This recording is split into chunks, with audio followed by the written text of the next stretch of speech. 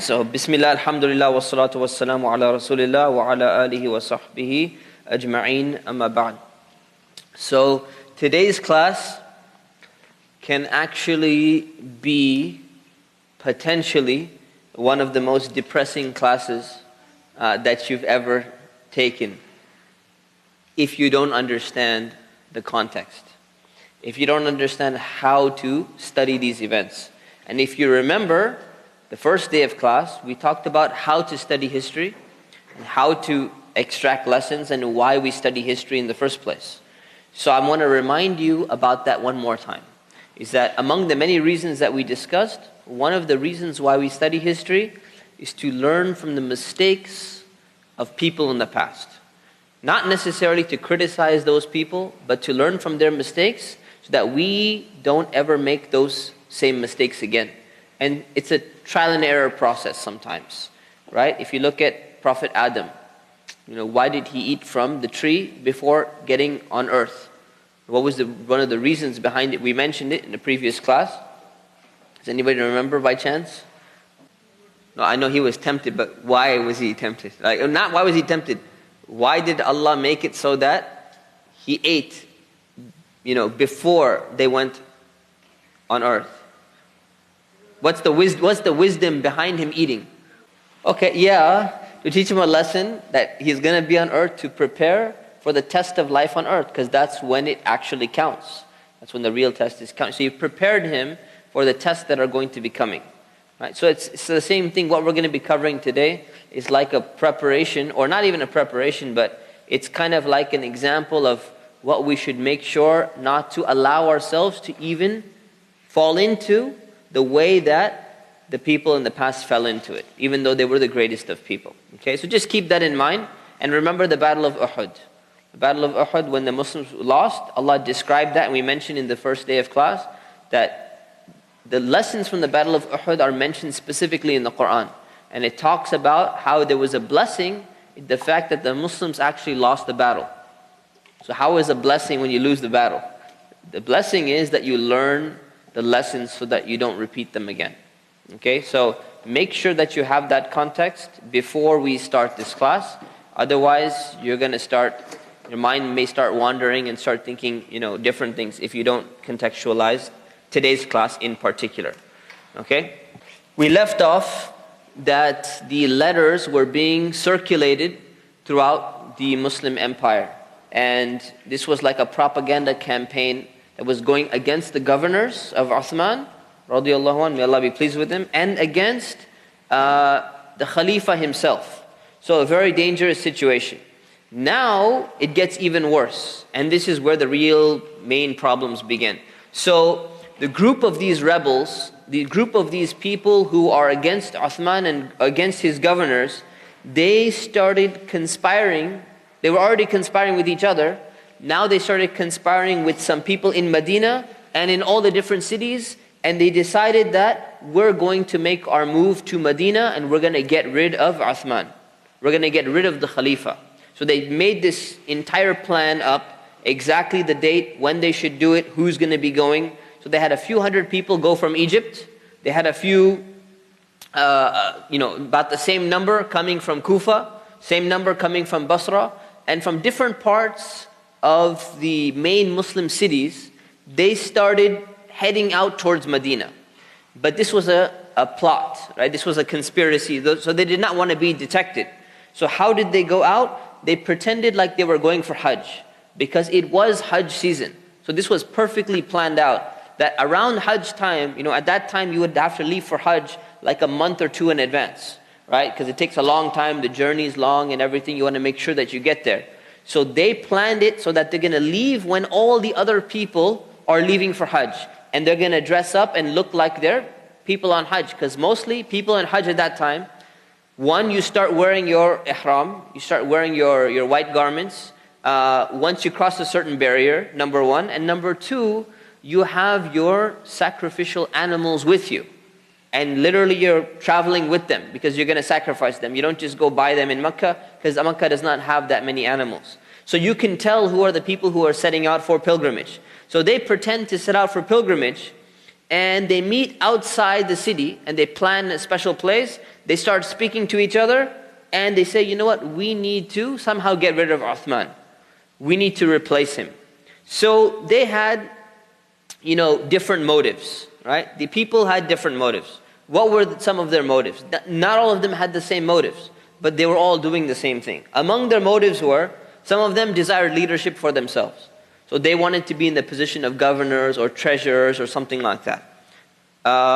Others had a grudge against the senior companions. Because they say, why do these companions, just because they lived with the Prophet, peace be upon him, why do they get like a special status? Why are they always treated so special? So some people had a grudge against them. Others had a personal grudge against Uthman. Maybe one of their relatives or something like that was punished by Uthman. Maybe he was caught drinking and he got punished. Maybe he was caught stealing and he got punished. So they had a personal grudge against him. Others had a grudge against the Umayyad clan. The Umayyad clan is going to become very important, and it's been important. It's the clan to which Uthman belonged. And remember that the Prophet, peace be upon him, he belonged to the tribe of Quraysh, but his clan was the Hashim clan. Right? He was from the Hashim clan.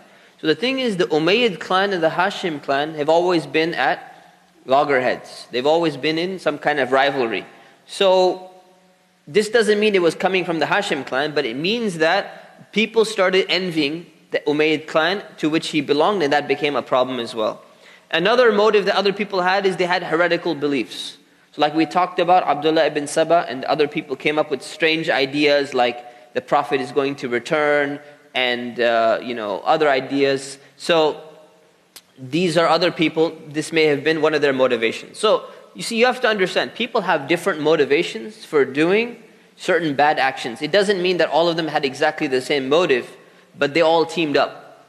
They all teamed up together to conspire together against Uthman to get rid of the Khalifa. So this is a major problem in history. So each group, they had a different opinion on who should actually be the replacement of Uthman. Which means that they understood there should be a Khalifa. They understood there should be a Khalifa, but they just had an issue with Uthman. So some of them, they said, we should go with Ali. Others, they said, no, we should go with Talha.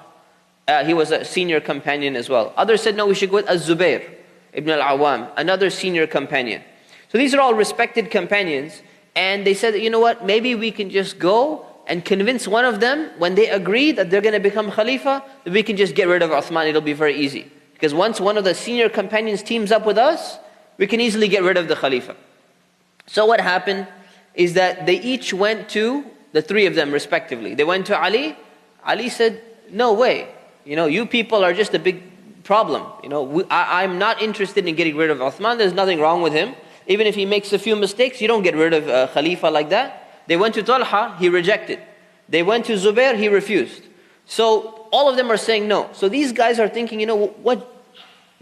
our plan to pick somebody who's going to be in a senior position, who's going to have the authority to remove Uthman from power, is failing.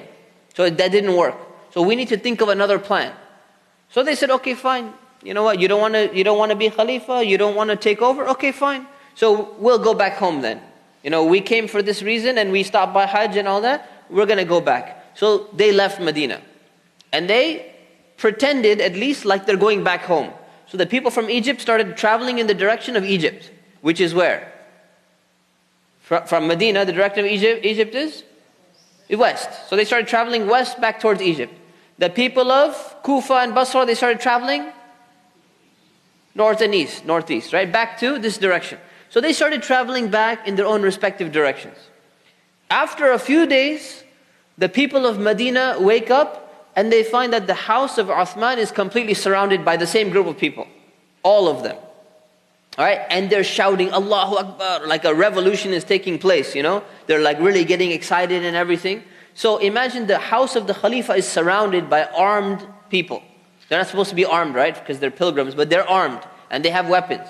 And the people of Medina, Medina, remember, was not an army headquarters. Because it wouldn't make sense to be. Basra was an army headquarters. Fustat was an army headquarters. Kufa was an army headquarters. Damascus was an army headquarters. But not Medina. So there's no actual soldiers there. There's not like a lot of war equipment or anything. And you got now bunch of armed people surrounding the house and start protesting against Uthman, telling him he needs to leave. So now people come and ask him and say, what are you doing? What's the problem? We already told you that we're not interested in you removing the Khalifa.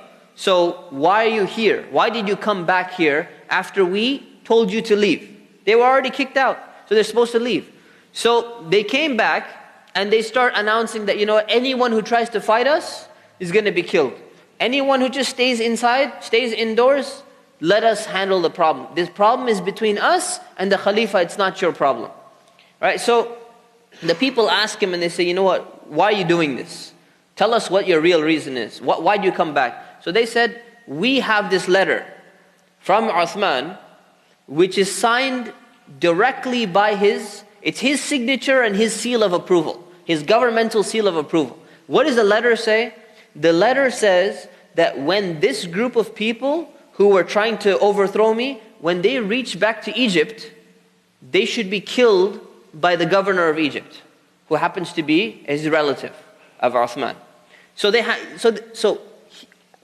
saying that Uthman, after these people left, Uthman had sent a letter to the governor of Egypt. And the letter said that they should be killed. Right? So now people start questioning and they say, you know what? Okay, the letter looks real. It looks very legitimate. But let us take a look at this.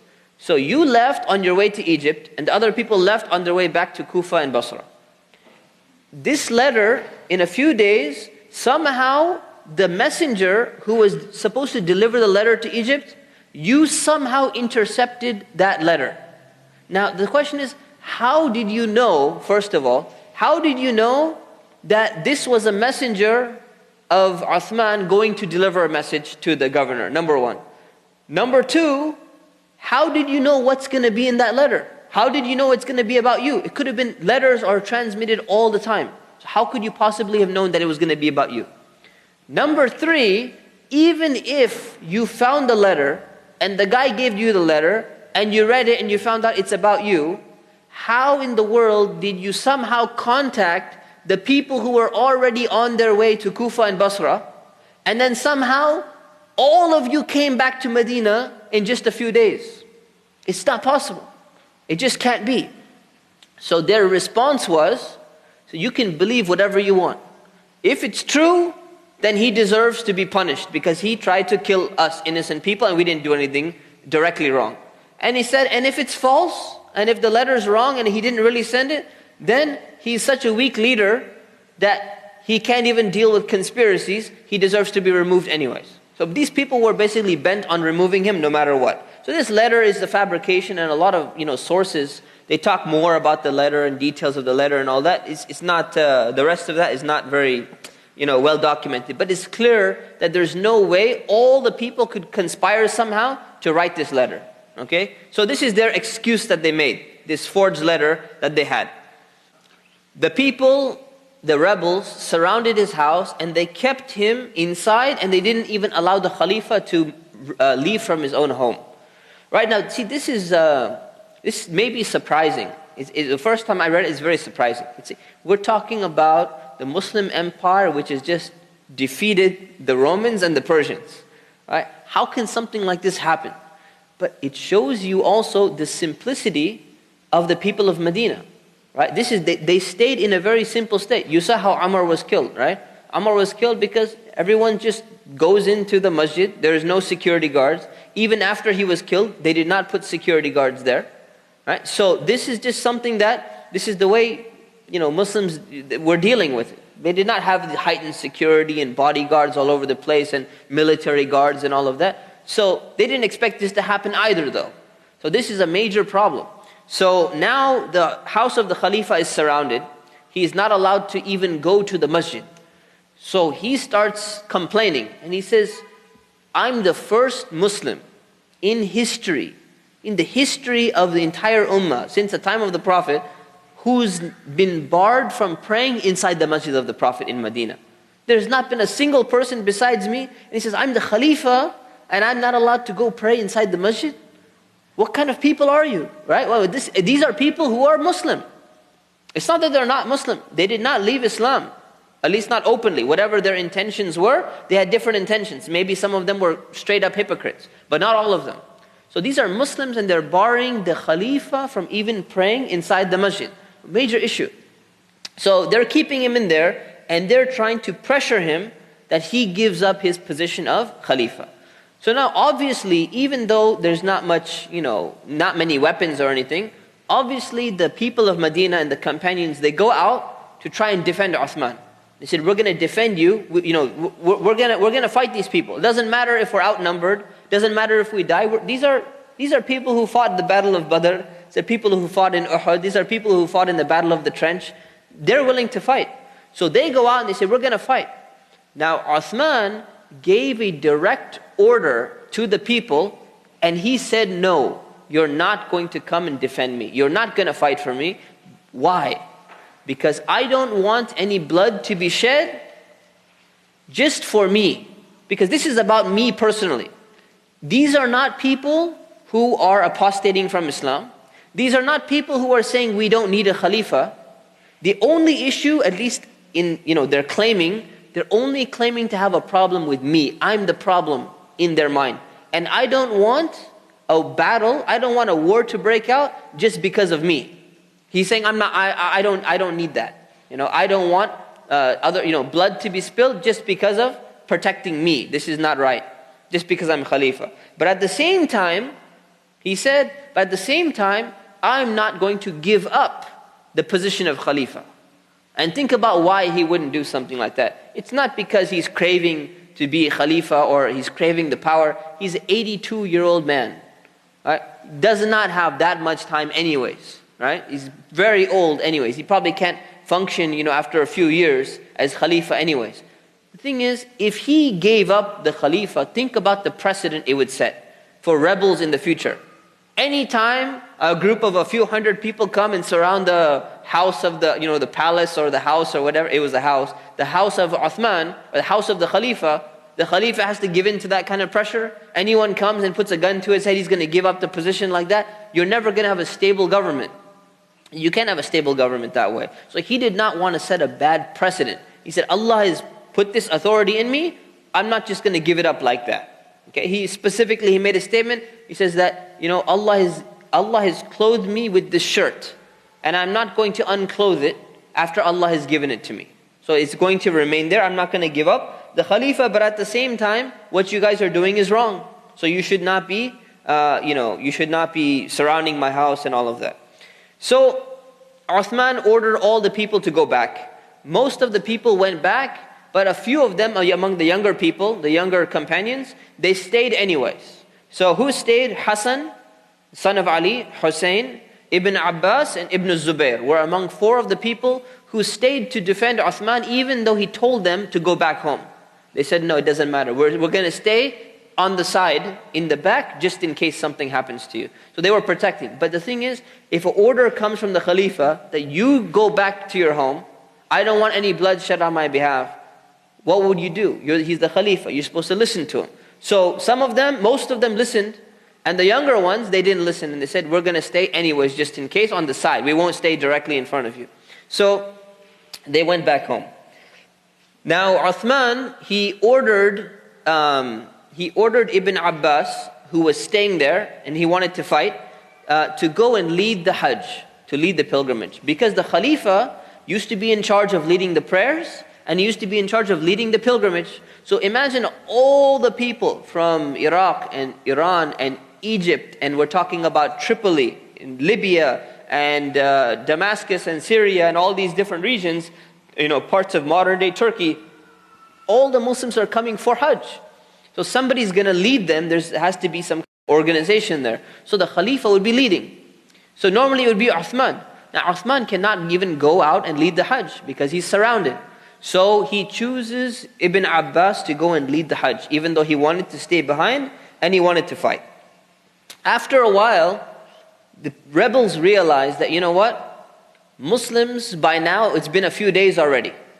The Muslims from different parts are going to be sending out armies because the news definitely leaked out. Even though they didn't have massive means of communication, news will somehow leak out. Somebody will leave the city or escape the city. The city was basically under lockdown.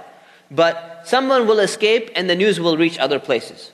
It means that after a few days, a Muslim army will be on its way to go in, help Medina and help what's going on over here. So the rebels who are surrounding his house, they realize they don't have too much time.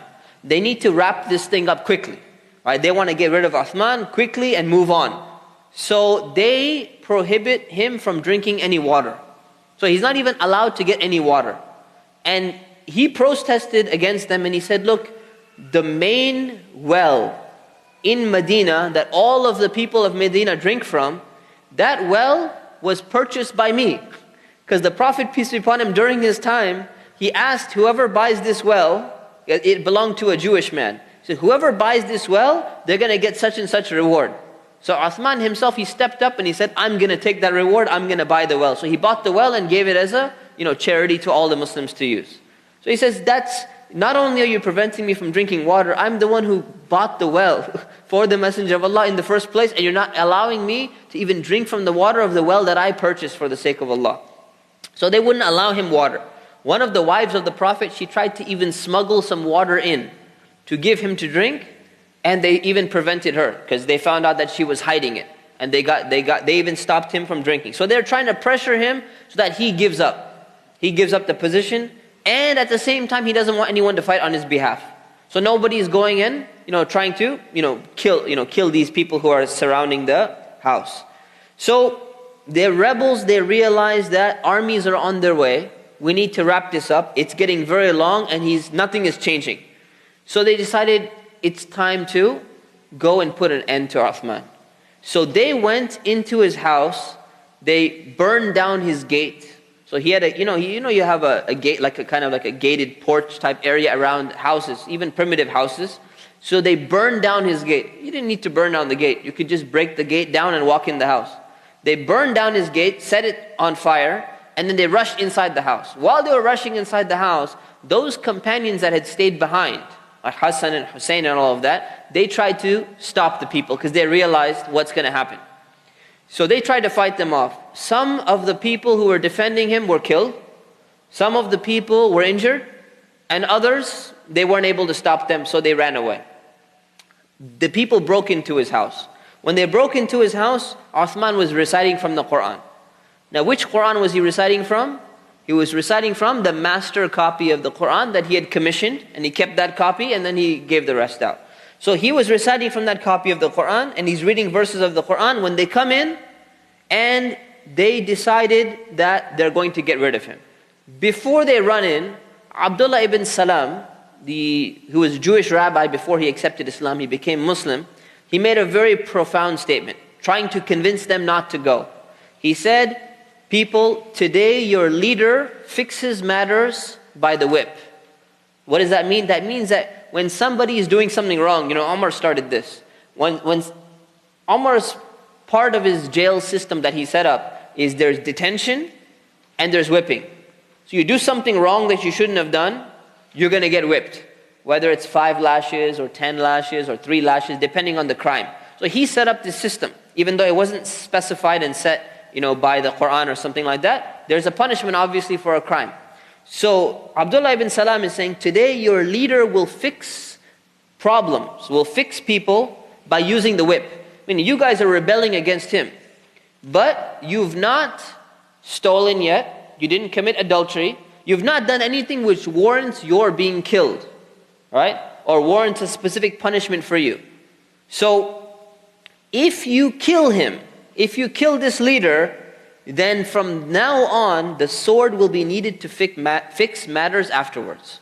Meaning that if you go and kill the leader, the future leaders are going to get a precedent and realize that, somebody who even protests against me, somebody who even tries to mess with me a little bit, they're so dangerous that they could end up killing me the way that they killed Uthman. So what's going to happen? He said, right now, leaders use the whip to keep people in line. He said, if you do this, it's going to set a precedent where leaders are going to start using the sword, meaning they're going to start killing their opponents instead of simply just reprimanding them with the whip. Talking about limitation of freedom of speech, talking about, making people have very harsh punishments even for soft crimes. So he says, if you start this precedent, you're going to be responsible for this. Very wise words. But it did not convince them. It could not convince them. Now the thing is, Uthman, let's take a look at, what exactly did Uthman do wrong? All right? Uthman may have made some mistakes. Every leader will make some mistakes. Uthman may have done some things as Khalifa which were maybe not the best of things. But he did not do anything that's against Islam such that he deserves to be killed, according to Islamic principles. And these are Muslims who are planning on killing him. But they decided, we're going to get rid of him no matter what. So they broke into his house, and in front of his wife, they killed him, and she tried to defend him, and few of her fingers were actually cut off during the first slash on him. And they slashed him, and they killed him in cold blood. And his blood spilled on the copy of the Quran, and it said that that blood is still there on display, that people had that blood still there. So the blood spilled all over, and they killed him. Now just think about the people who are killing him, and think about who's being killed, and think about when he's being killed. This is an 82-year-old man. This is a senior companion of the Prophet. This is in the sanctified special month of Dhul Hijjah, the month that we're in, the month of Hajj. It's a special month where you're not supposed to do any war, right? And it's in the city of Medina, in his own house, in the privacy of his own home. This is what they did, right? So it's a very, very despicable act. Now remember when Umar was killed?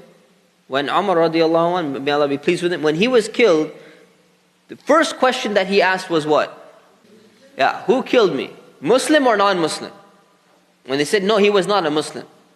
He said, Alhamdulillah. He was very happy. Why? Now we understand why. Because he knew that if a Muslim was the one who killed him, there would be a big tribulation following. There would be a big problem in the Muslim community. And this is exactly what happened, because it was Muslims who killed Uthman. And this opened the door to a major tribulation that's going to continue for the next 5 or 6 years. And that's what we're going to be talking about today. So what happened after he died? After he died, we move on to the Khilafah, or the Caliphate of Ali. May Allah be pleased with him, who is from the year 35 to 40, Hijri. So, after Uthman was killed, people were in a state of shock. Now, I want you to think about, when the Prophet, peace be upon him, was killed, how were people shocked? They were shocked to such an extent, even the people of Medina, the senior companions, they were in a state of shock. The other people in other tribes, some of them started committing apostasy because they were even more shocked. They didn't think he could die. Right? When Abu Bakr, how did he die? He died of illness, so kind of like a natural death. So the people saw it coming. Umar also was stabbed. He was stabbed and he died, premature, or quote unquote prematurely. Right? So people were also shocked at Umar's death. What were some of the consequences after Umar was killed? Did anyone act rashly? His son, right? His son who actually went and killed somebody else, right? So there was also tension in the community. But one of the important things that Abu Bakr was able to do before he passed away, and Umar was able to do before he died, was give some guidance to the ummah on what's going to happen next. Right? So Abu Bakr said, I appoint Umar and I want everyone to follow me. And they said, okay, we're going to follow you. What did Umar do? He said, I'm appointing a council of people. And this council is going to decide, and everyone should abide by what the council decides. And I'm appointing in the meantime an acting Khalifa who's going to take charge while the council is deciding. Very far-sighted decision. This time, nobody knew Uthman was going to die. Right? No one thought that the rebels would actually break into his house and kill him, and he didn't have any time to die. He died immediately. Umar was wounded and he was dying over a period of time. So now we have, number one, no guidance coming from the Khalifa, who is vested with the full authority of the Ummah. Number one. The number two problem is, this is the first time that anyone is actually objecting to the Khalifa's authority. So this is going to leave a major vacuum, and it's going to cause confusion among many people in terms of what should we do? What's going to happen next?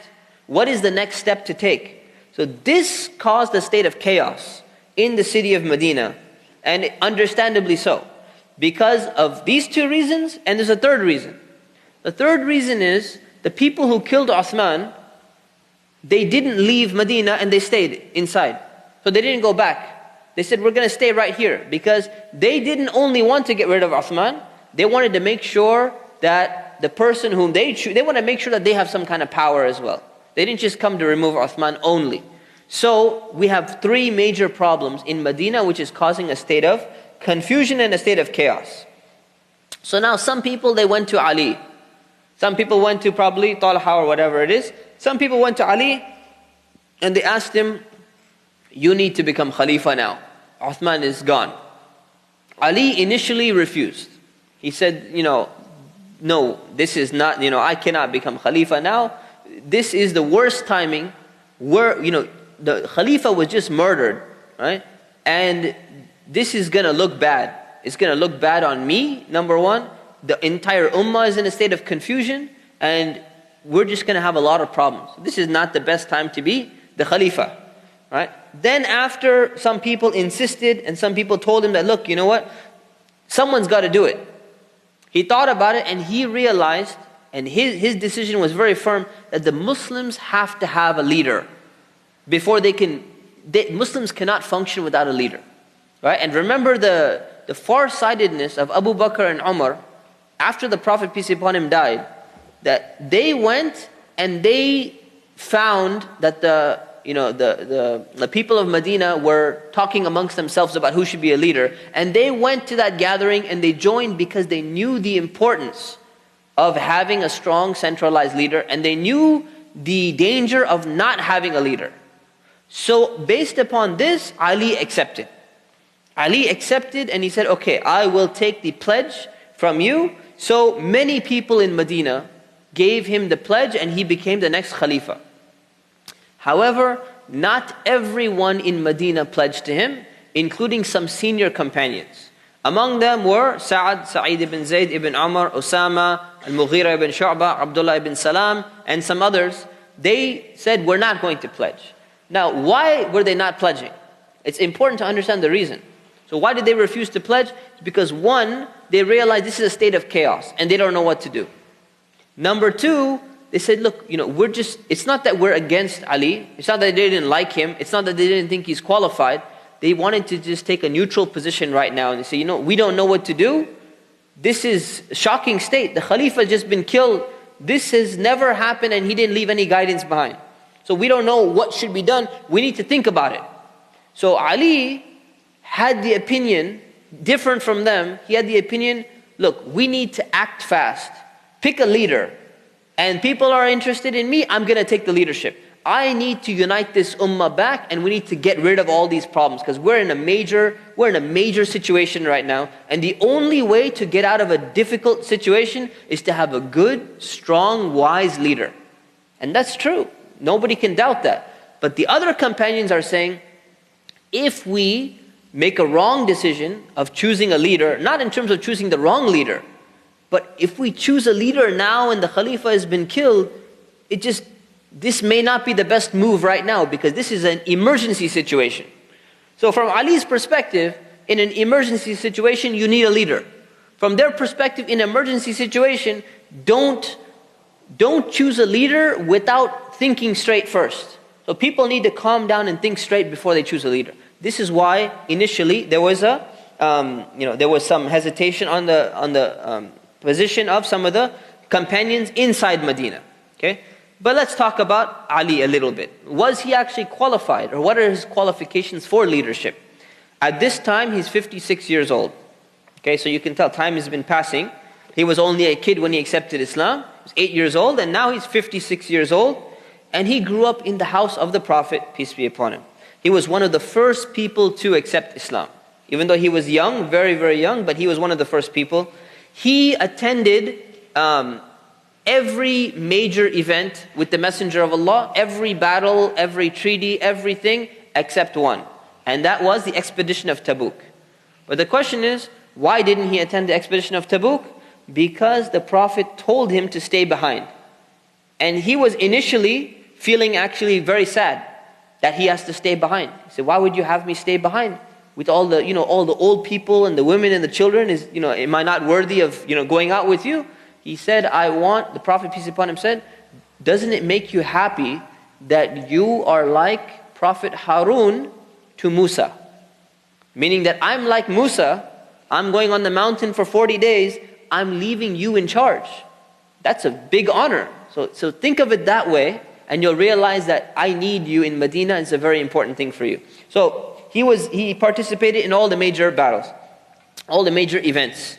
He was married to Fatima, may Allah be pleased with her. She was the daughter of the Prophet, and she's the only one through which the lineage of the Prophet, peace be upon him, continues, through Hassan and Hussein and the children, their descendants. Let's talk a little bit about Ali's status during the other two Khalifas. So this is kind of important, and some of you asked about this, and this is becomes a controversial topic. So Ali initially felt that he was entitled to being the Khalifa during the time of Abu Bakr, when he was first being selected. But despite the fact that he felt that he accepted the authority after a little while of Abu Bakr. He remained living in Medina. He didn't launch any rebellion, and he didn't go against anything that Abu Bakr had actually ordered him to do. After Abu Bakr, during the time of Umar, he pledged allegiance to Umar, like normal. He stayed in Medina. He was advising Umar, and he used to actually be put in charge of the city oftentimes.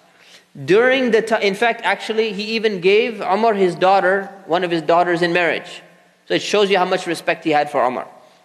When Uthman was elected, remember, it was basically an election between the two of them.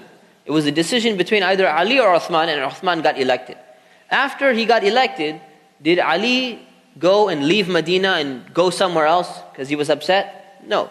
Did he rebel against Uthman? Did he challenge any of his orders? Did he lead a rebellion against him? Did he disobey him in anything? No. There's no documented evidence that shows anything like that. So he was there and he was supporting the first thing, as the first three, Khalifas. And in fact, if you look at the list of his children, and he had several children because he had different wives, his list of his children shows that he named each, at least he named 3 children after the 3 first Khalifas. So one of his child's name was Abu Bakr, one of them was Umar, one of them was Uthman. That should be sufficient to tell you that, if you actually hated somebody, you wouldn't be naming, your kids after them, right? So it's pretty clear. He remained in Medina. So he was a pretty good match for leadership, right? So he's a pretty qualified person to be leading. So that's Ali. So he has the pledge from most of the people in Medina. Okay? So now let's take a look at why that's a problem still.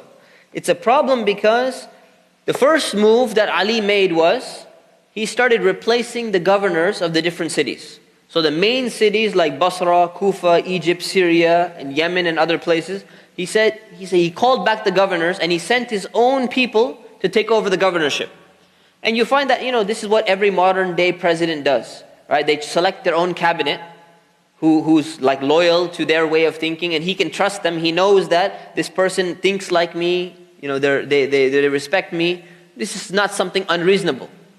But given the circumstances, it may not have been the wisest move. So this is what happened. So he selected some governors and he sent them, and he said, you go to Kufa, you go to Basra, you go to Syria, and you let the other governor know that, I'm here to replace you. Ali has been elected the Khalifa. So the governors went, and many of the governors, they rejected the fact that Ali is trying to replace them. Now normally, you say, well, wait a minute, you can't do that because Muslims are taught that obedience to the leader is binding, it's mandatory. So when the Khalifa tells you that, look, you need to step down from your position and this other guy's been appointed over you, you have to do it. It's not a choice, like I don't feel like retiring from the governorship. You have to move. But the problem is that these other governors didn't feel that Ali was properly elected as Khalifa. Now, why would they think something like that? Right? How can they think something like that? So from Ali's perspective, right? And his followers, from their perspective, Abu Bakr was chosen by the people of Medina, right? Did they go and travel to Mecca? Did they travel to Yemen? Did they travel to Oman? Did they travel to Bahrain and ask all of them their advice on who should be the Khalifa? No, they didn't. Because they felt that in Medina, the senior companions, most of the companions had migrated, were living in Medina, and they stayed in Medina even after the conquest of Mecca. So the major authorities, the major, people who are going to be people of importance, they are already living in Medina, and when they agreed, then there should not be any issue, and there was no issue during the time of Abu Bakr. During the time of Umar obviously, was appointed by Abu Bakr, but no one had an issue with it. Right? When Umar appointed the council, he appointed the council in Medina. The council took place in Medina, and nobody objected because it was basically the people of Medina are deciding. So from Ali's perspective, if the people of Medina are making the decision, they made the decision before, this should not be an issue because most of the senior companions still reside in Medina more than in any other city. So it makes sense. But what he failed to realize is that now these other cities are centers of power. Kufa, even though it's a city that they built from scratch, Kufa is a major center of power. Basra is a major center of power. Fustat and Alexandria is a major center of power. Syria and Damascus now is a major center. So you shouldn't neglect them, right? The process of choosing the Khalifa is not the same as it used to be. Now, so this is the counter argument. Now, whoever's right, Allah knows best. But this is the counter argument. So the people of Medina by themselves, only with the majority, not even with all of them, some senior companions are missing. You guys are not in a position of authority to simply elect the Khalifa by yourself, number one. Especially, number two, given the circumstances that the Khalifa was just murdered. Right? So this was a major problem. This is the thing. So they're not accepting Ali's authority to be the Khalifa in the first place, because of the circumstances of how he was elected, and because there's this hanging issue of what are you going to do with the murderers of Uthman, the people who just killed the Khalifa. What are we supposed to do with them? So this becomes a major issue, right? This leaves basically a gray area, and this is why they were objecting. Moving to Syria. So Muawiyah ibn Abi Sufyan, son of Abu Sufyan, he's in Syria. And keep in mind, Syria is a special place because Syria is the one place where there were no rebels.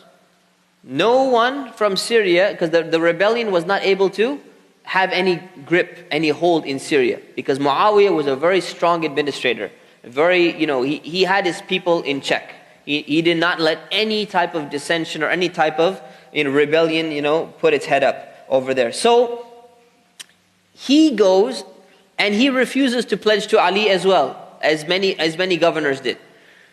So he starts thinking about it. Ali sends him a letter and he says, you need to change your decision now.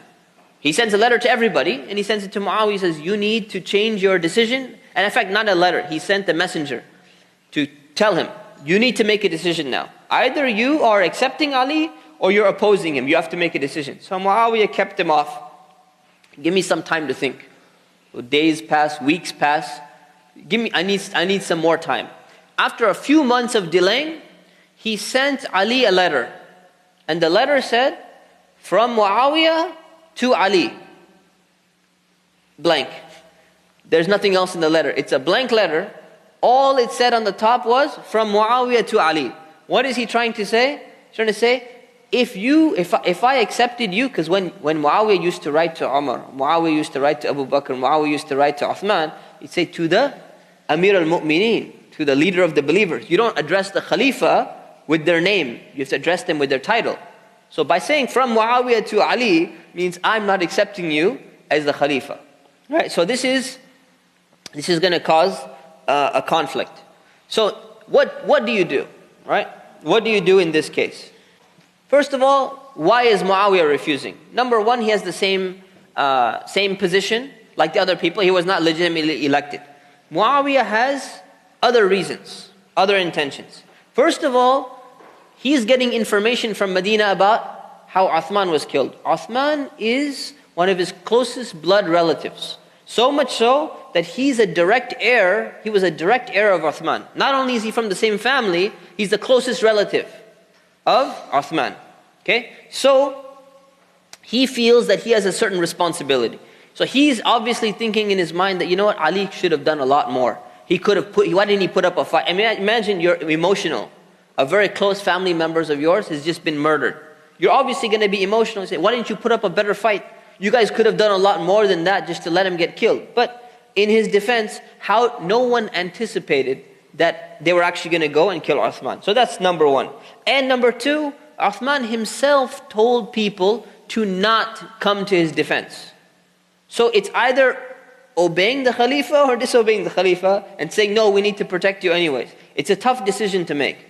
Okay, number three, Muawiyah is the direct heir of Uthman, which means that he is the one who is in a position to avenge the killers of his direct heir of Uthman. There's a verse in the Quran which clearly states, and whoever is killed unjustly, we have given his heir the authority to decide what's going to happen. But let him not exceed the limit in the matter of taking life. So when you're deciding between retaliation or receiving blood money, who gets to decide? It's going to be the closest heir. And in this case, Muawiyah is the closest heir. So he's the closest family member alive. So he feels it's his direct responsibility to make sure that Uthman is going to be avenged by taking the people who killed him to task. So now Muawiyah puts a condition. And he says, you can only be the Khalifa after the blood of Uthman is avenged. After the people are punished for murdering Uthman. So from his perspective, before we get a Khalifa, we need to deal with these people. That's the condition. And many people were agreeing with this. Now think about how he convinced a lot of people. In Syria, when some of the family members of Uthman found him dead on the ground, and they found his wife had her fingers chopped off, they took her fingers and they took his blood-stained garment before he was buried, and they transported it to Damascus, where Muawiyah is. And Muawiyah hung up the blood-stained garment of Uthman in the masjid. And some reports say with the fingers as well, so that everyone could see, so that they get the point. They're mourning and they get the point, and they're basically, they're just craving vengeance. Somebody needs to be punished for this, because the killers cannot just get away like this. So from Muawiyah's perspective, Ali, by taking the position of Khalifa and not punishing them right now, he's letting the murderers get away.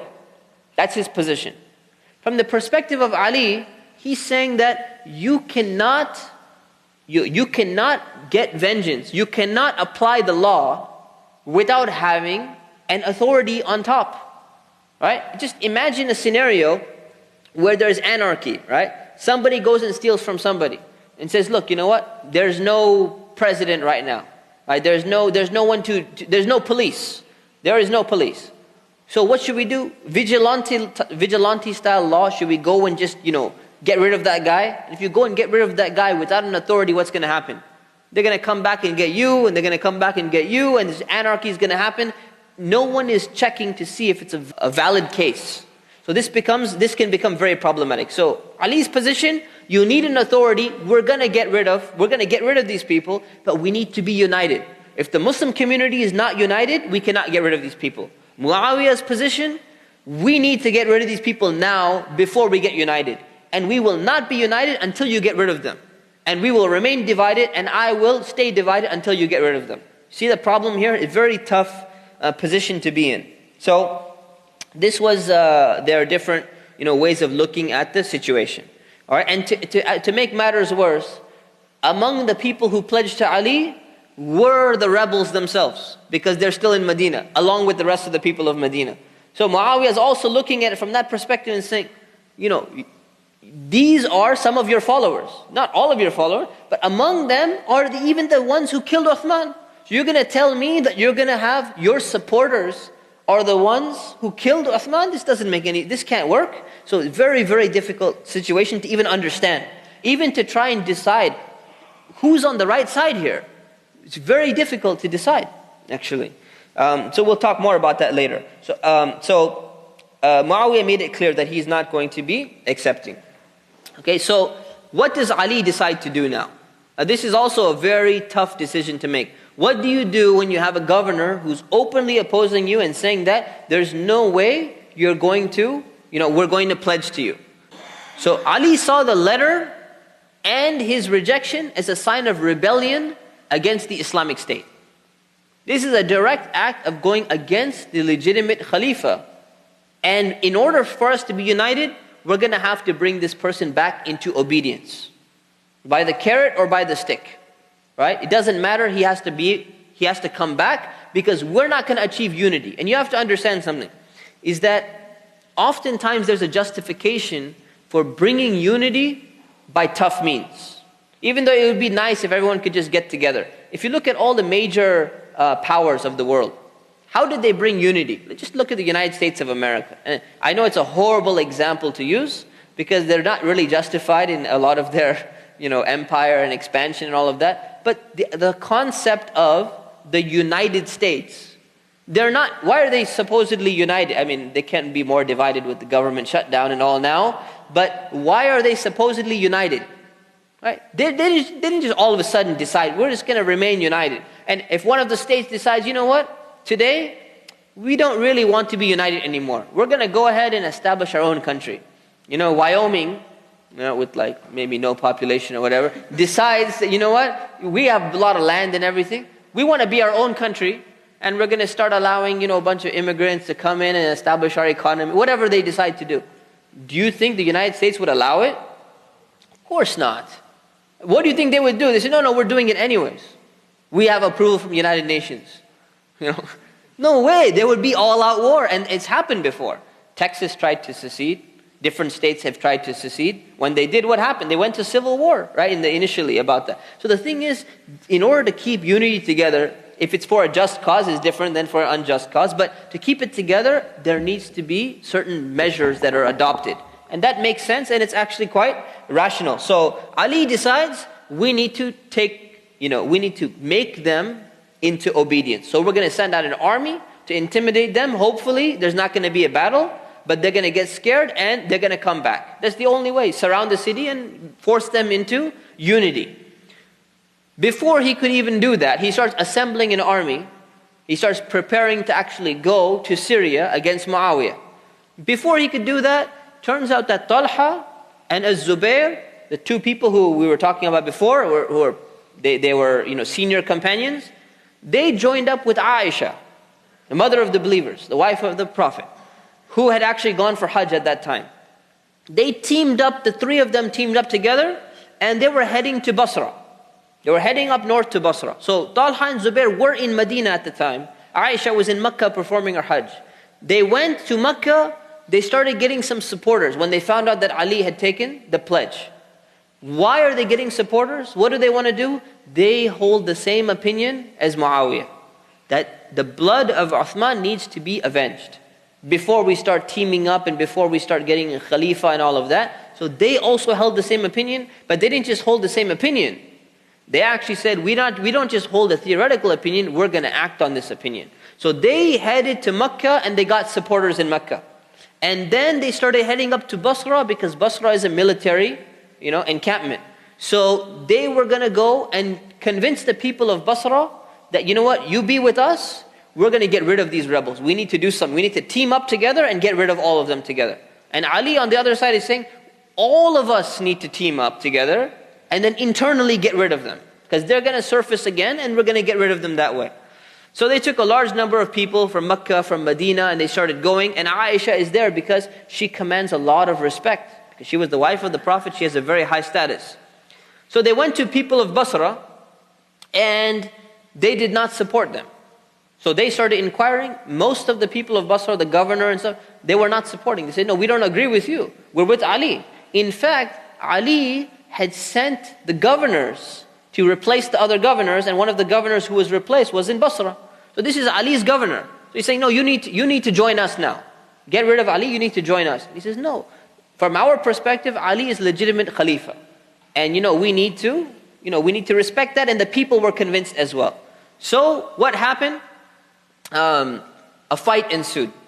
So they actually decided, Az-Zubair and Talha, they actually decided along with Aisha to fight some of the people of Basra in order to convince them that they need to join their cause. So this was the first instance of Muslims fighting Muslims that we see. This is basically where it started, and it's going to get worse. It's going to snowball down, it's going to get worse. Now the question is, understand the motives of why they're fighting. Right? They're not fighting over power. They're not fighting over money. They're not fighting over, heretical beliefs. Like, you don't believe in the Quran, or you're not accepting this hadith or something like that. They're fighting both for the same cause, and that is to unite the ummah and get rid of the problematic people within the ummah. But when you have, the seeds of corruption from within, it becomes a very difficult situation. Right? So it shows you how dangerous it is. It's like the hypocrites, right? In Medina during the time of the Prophet. They were more dangerous than the enemies outside. And we see the same phenomenon happening again. The Roman Empire was one thing, was dealt with actually quite easily. Persian Empire was dealt with quite easily. This is the main problem. Coming from inside is the worst. So this is what happened. So the army of Aisha, Talha and Zubair, they actually fought, and they managed to take the city of Basra. And they established the city as their headquarters. So now they have a city, and they have an army, and they're gathering troops, and they're saying, we're going to go. And they're not interested in fighting against Ali. Who are they interested in fighting against? They're interested in somehow getting rid of these rebels. Now, among the people that they killed in Basra, outside of Basra, were some of the rebels. Because some of them had returned from Medina and went back to Basra. So from their perspective, they're very happy. They're saying, this is great. Because we didn't just fight Muslims, we fought among the people who were fighting us were the direct rebels who had actually killed Uthman. And whoever teams up with them, they're supporting the rebels. We don't want to fight our brothers in Islam, but they teamed up with them, so we have to fight them. But we're aiming for these people, right? So this is a big problem of intentions. So what did Ali do? Ali actually, the moment he found out that Az-Zubair and Talha were heading towards Basra, he knew what they were doing. He tried to go there before the fight started. And he tried to intercept them so he could talk to them, he can discuss with them, he can calm them down and say, look, you don't want to do this. You don't want to start this up. But now that it already happened, right? What does it signify? It signifies that from his perspective, he is the legitimate Khalifa. And he's in control of the Muslim community. So now this signifies that you have a Muslim Khalifa who was in control of a city of Basra which was loyal to him.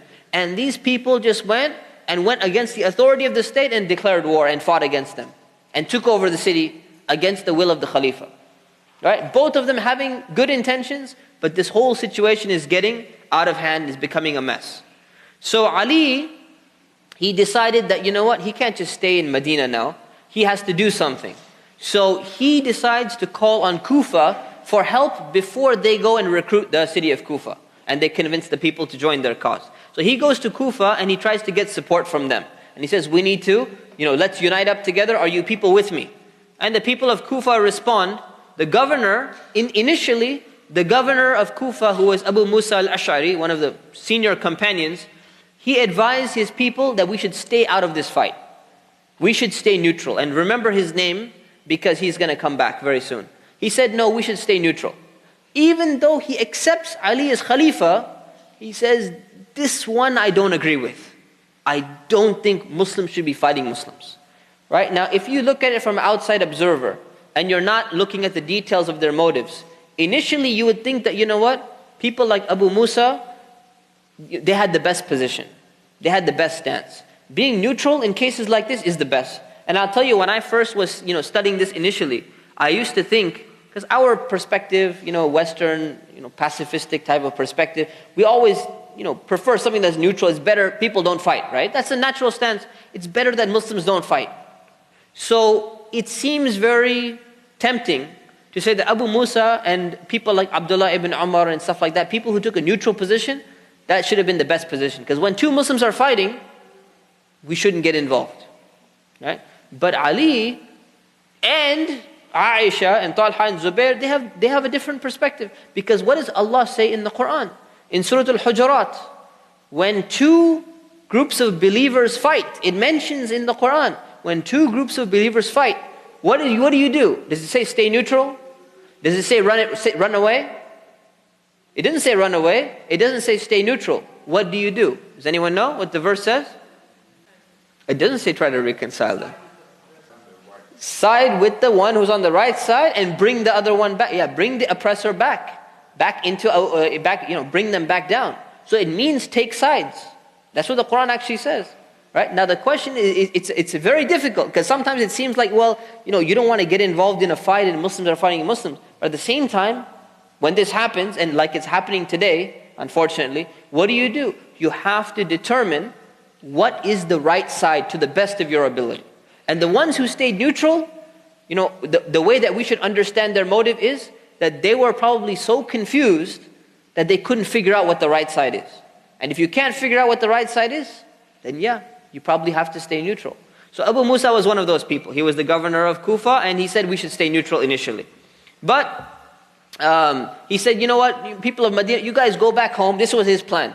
Ali and all the people who came from Medina, look, you go back home, stay in Medina, and you guys figure out what to do, and inshallah the problem is just going to be solved. It's just figure it out somehow. We just dialogue and talk it out, and inshallah it's going to be all right. So it shows you Abu Musa, his character, he's neutral, but it shows you he's a little bit soft as well. A little bit of a softie. All right, so Ali goes and sends Ibn Abbas, Hassan and Ammar to convince Abu Musa that this is something that we need to do. And to convince the people of Kufa that, look, we need to take a firm stance and we can't just take a sideline. So they started debating the issue, and the people came around and they decided, okay, he's right, we should have a strong central leader, let's go ahead. So he took the city of Kufa and he starts talking. So among the things that Ali said, the way that he convinced them, he said, look, I'm either here as an oppressor or I'm here as someone who's been oppressed. Because I've been pledged as a Khalifa and people are not even listening to me. So either I'm an oppressor or I'm an oppressed. Whoever thinks that I'm oppressed, then you should help me. And whoever thinks that I'm an oppressor, then you should correct me by fighting with me or by doing something. He's saying your Islamic obligation is either you side with the oppressed or you fix me if I'm the oppressor. That's what you have to do. So he basically managed to convince many of the people of Kufa. Okay? Yes, so that's a good point. So yes, that's one of the complaints that they had. Uthman had appointed people from his own family in the positions of governors. All right? So now the question is it unlawful and against Islam to appoint members of your family into government? There's no precedent for that. And if it was so bad, if it was such a bad thing, then the Prophet, peace be upon him, wouldn't have done it himself, and he wouldn't have set a precedent for it. Right? So you have to understand, the Prophet himself appointed who? He appointed his adopted son over one of the armies. Then he appointed Usama, who we saw in this class. And people were complaining about Usama even though it's his own family member. So he did it himself, number one. Number two, not every governor of Uthman was appointed. Like Muawiyah was not appointed by Uthman. He was there from the time of Umar. He didn't appoint him, but he left him there. So you find that, he didn't appoint everyone, even though he was from his own family, but he didn't appoint every single person. And that in itself is not a crime. It's not a crime. It can be a room for abuse, yes. But yeah, you're right. That's one of the complaints. That's one of the major complaints that they had against him. Ali has taken Kufa, and the companions, Talha, Zubair, and Aisha have taken Basra, both in Iraq. So Ali decides to set out to Basra because they've taken Basra from his, Khilafah, from his seat of power. So he needs to go and set them in line first, because there's no point in going all the way to Syria to deal with Muawiyah when you have a problem right here as well. So he sets out, and he told the Kufan soldiers, the people from Kufa, he said, look, we're going out towards our own brothers. So if they retract, if they stop, they come back, this is exactly what we want. This is not some battle where we're trying to pick a fight. And if they persist, then we will continue to treat them with warmth, treat them like brothers, unless they commence the hostilities. So if they start, then it's something else. Make sure that we are not the people who start.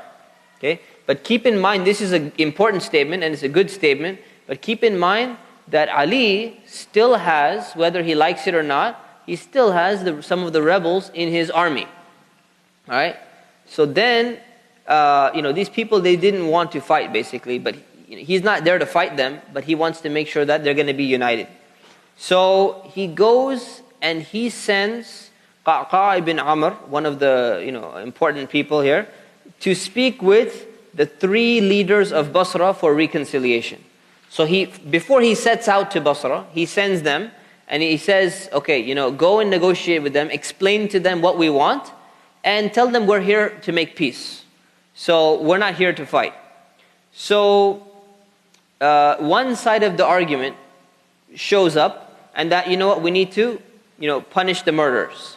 We need to punish the murderers of Uthman, and if we don't do that, we're actually violating the commandment of the Quran. Because what does the Quran say? The Quran says that if somebody, kills somebody else, there has to be retaliation. There has to be qisas. So retaliation is not taking place. Therefore, if we don't do this now, and it needs to be done now, we are violating the command of Allah in the Quran. So it needs to be done. And the other side is basically saying that, okay, we agree that it needs to be done, but these are special circumstances. You don't need to do it immediately. Everything doesn't have to be done on the spot. There could be a trial and there could be a waiting period and everything. It's going to happen, don't worry. So they're discussing amongst themselves and see what's going on. What should we do? So the representative tried to convince, disunity is worse than killing. It says in the Quran, right? Al-fitnatu ashaddu min al-qatl. Even though Uthman was murdered, our disunity right now is actually worse than that murder. So we need to focus on the most important thing. So two sides to the argument, two sides to the issue again, right? So they're saying that, we're just we're not overlooking the murder, we're just delaying it because of the sake of unity. So in the end, Aisha, Talha and Zubair, they accepted the advice of the messenger of Ali, and they said, okay, we're gonna make peace.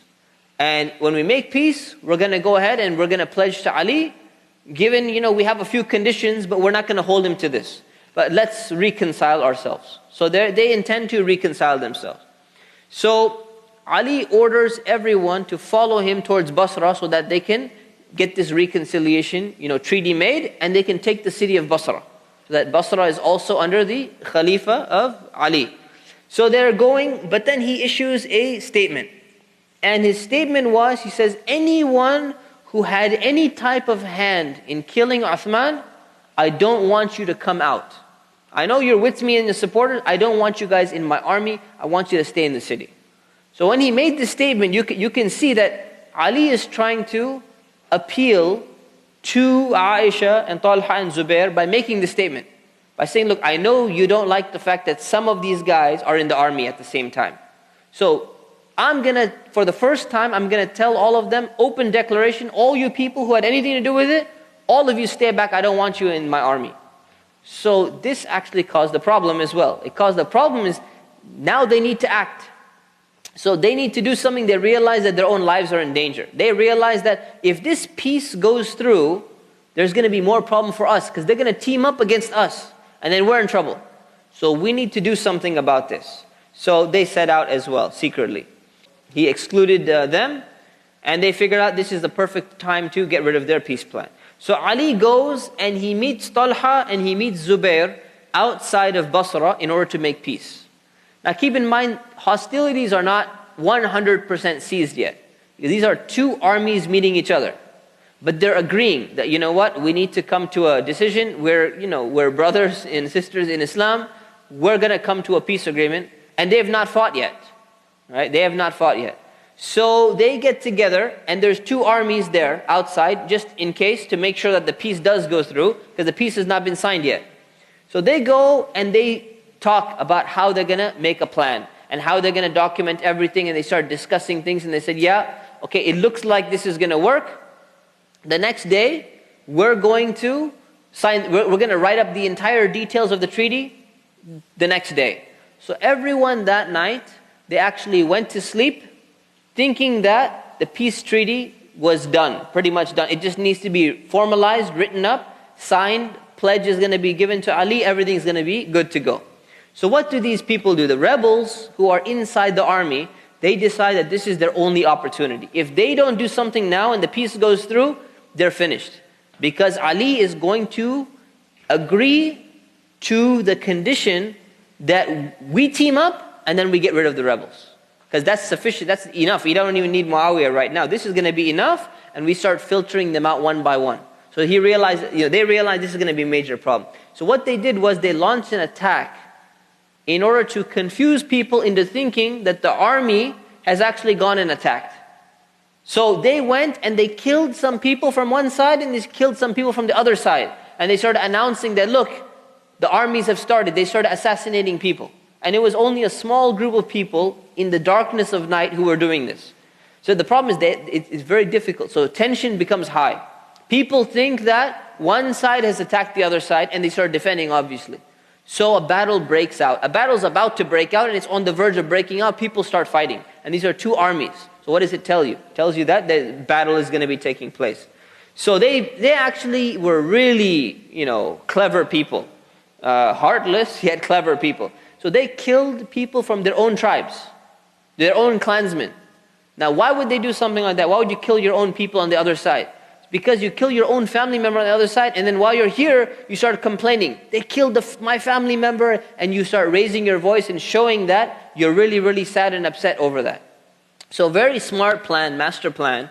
And they pretended, that we need vengeance and all that, so the battle broke out. And this is how the battle started, what's known as the Battle of the Camel, and we'll talk about that. So Aisha, she was convinced, keep in mind, she's not fighting here, by the way. So she was in the city. So she was convinced that she should go outside in order to put an end to the tension, because she has a very important role and she's respected by by all the Muslims. So they said, if you go out in the battlefield, then this is going to be, this is going to be a good sign. You can talk to people and say, look, it was a misunderstanding. Somebody got killed and we didn't intend it. So you go and help them. So just as a precaution, what they did was they took her camel and they armored it. So basically you have to understand, she's on what's called a hawda. This is an English term actually, it's in the dictionary. So hawda is basically this construction that you put on top of the camel. It's like almost like a little... like a wagon type of thing that you put on top of the camel. So she sits in that. So around her hawda, basically they armored it with metal and to make sure that it's going to be protected. So she rides out on her camel and she goes in the midst of where the army is, and she sees that fighting is already broken out. So it's not even, she's not even going to be able to do much, but she's going to try to, maybe see if she can do something. But the battle has already started. So now that the battle already started, now it's all-out war. So people you don't stop in the middle of a war. There's no time to investigate when people are attacking each other. Right? So this is pretty much the problem. This is what happened. So Az-Zubair, pretty much before the battle broke out, Az-Zubair was talking with Ali. And there's a lot of reports which say that he left the battlefield. And he didn't fight because Ali reminded him that the Prophet had actually told him that Ali and Zubair would fight. And he said, and you're going to be the oppressing party. This is a statement of the Prophet from the past. And Ali reminded him. And Zubair remembered it now. Now the thing is, you're not going to always remember these statements, because if somebody tells you, you two are going to fight at some time in the future. This is like, 30 years later, right? And when did you hear that? And what context, what does it mean we're going to fight? Does that mean an argument? Does it mean a dispute? Was it some little small thing? Because the Prophet's prophecies were pretty clear when they happen, but they're not 100%. He didn't say you're going to fight in this year at this time with these weapons. So something that kind of slipped his mind, but as soon as he was reminded of it, he remembered and he thought, what, this is going to be the incident. So he left. He said, if I'm the oppressing party, I'm leaving. So he left. On his way out, while he was leaving, he went and he was praying during prayer time in a far off place away from the battlefield. Somebody had followed him. One of the rebels or someone from the army of Ali or whatever followed him and assassinated him and killed him. So this is what happened. So Zubair is been martyred. Now the battle broke out and the battle is going on. Within a short amount of time, the army of Basra was defeated. Now how was the army of Basra defeated? Ali's army was decent size and the army of Basra was a decent size. So basically Ali's army won, but now that they're winning, there's a problem. That Aisha is on the battlefield with her camel. And that's why this is called the Battle of the Camel. So she's on the battlefield with her camel and she's in an armored howdah. So basically the soldiers or some of the most probably it's the rebels, they start attacking Aisha. Because they say, well, she's one of the leaders. Now Ali doesn't want to go and kill the mother of the believers. Even if she's fighting with him, he doesn't want to take her out. So they start throwing spears and arrows and everything at Aisha, trying to kill her. So all the soldiers on Aisha's side, they go and they surround the camel and they're defending her. And they're defending her and they're protecting her. So then Ali realizes that, you know what? The remaining center of the battle, because after the retreat, the only part of the battle that's left is this camel that's standing up. Everyone is attacking Aisha and no one's going to give up because they feel that Aisha's life is in danger. So he says, we need to protect Aisha and we need to stop this battle. So he issues orders that the camel should be hamstrung. Now what does hamstrung mean? It means you cut the legs of the camel so it falls down. Right? Because the camel right now is higher than everyone else and everyone is standing around it. So the camel is a perfect target to be shot at. And it's got arrows in it and it's being shot at left and right. So he says, bring the camel down and we're going to end this battle.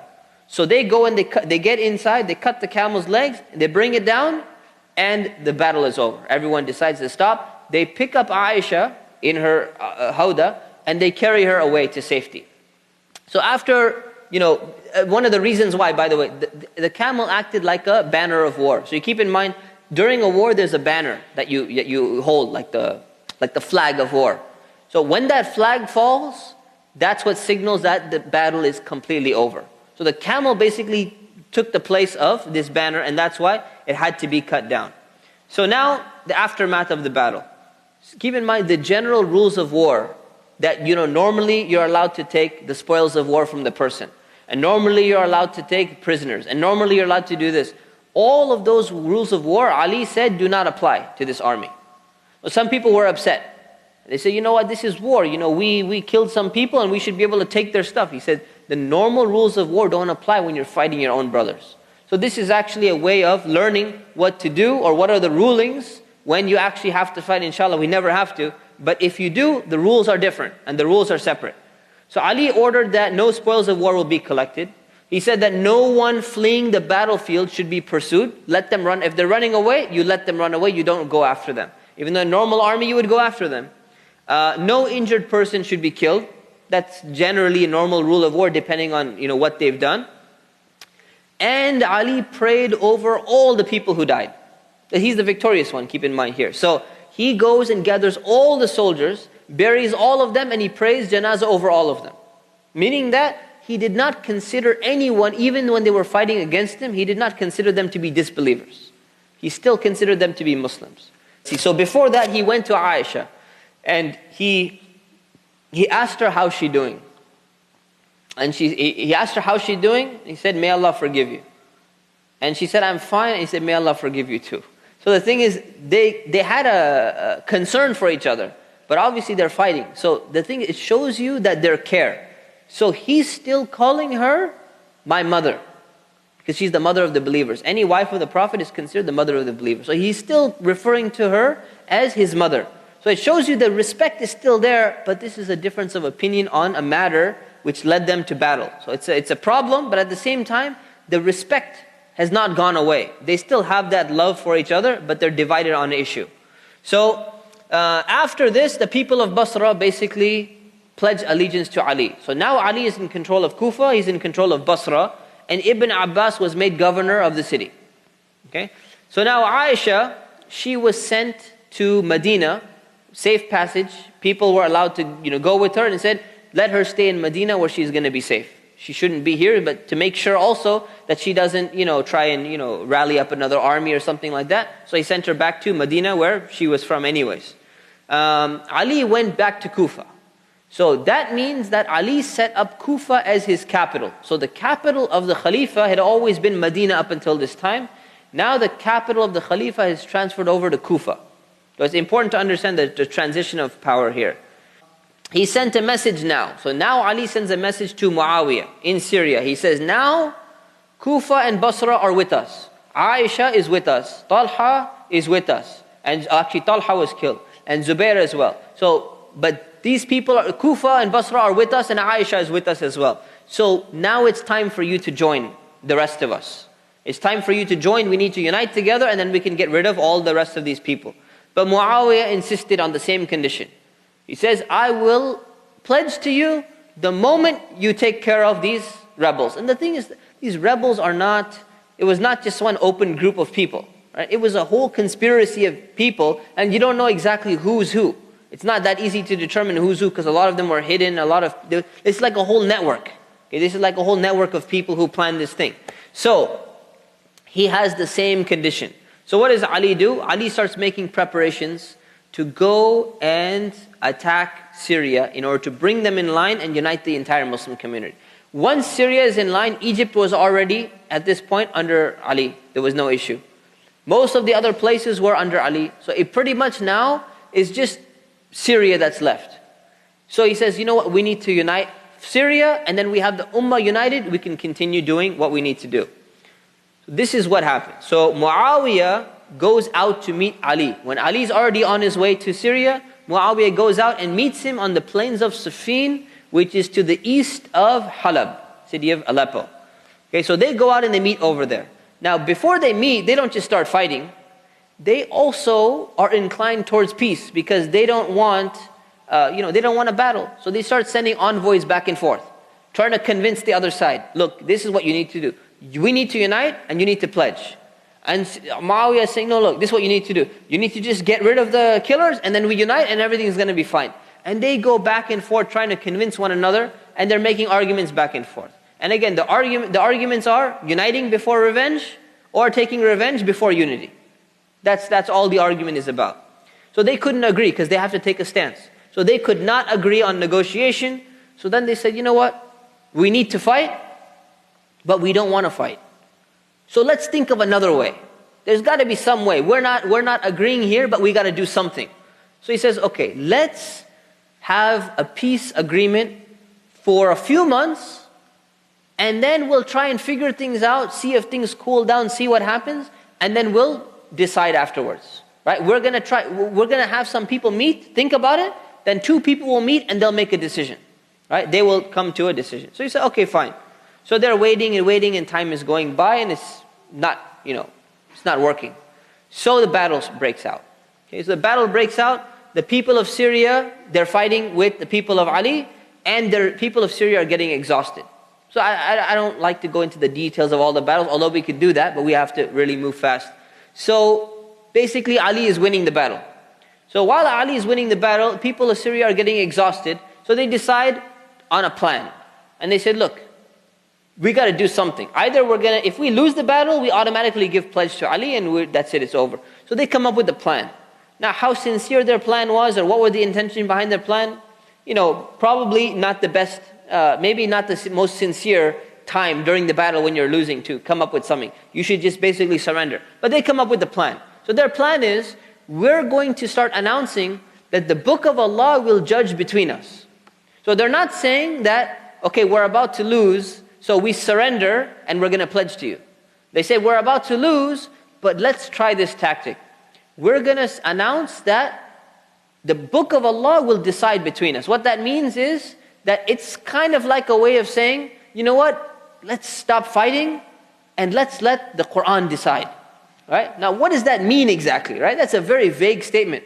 So they took copies of the Quran and they held them up on spears real high, and they started announcing that, look, we don't want to fight anymore. Let the Quran decide. The Quran should decide between us. Now the thing is, Muslims are naturally, they have a soft spot for the Quran, and they should have a soft spot for the Quran. But this time, that soft spot was being abused. And the thing is, the majority of the Muslims in Ali's army, they started getting emotional and saying, how can you fight someone who's telling you that, we should just use the Quran. We have to decide according to the Quran. So they're right, how can we do that? So they pressured Ali and they said, what, we need to accept this. Ali said, look, don't you people understand? They're losing the battle right now. They're not winning.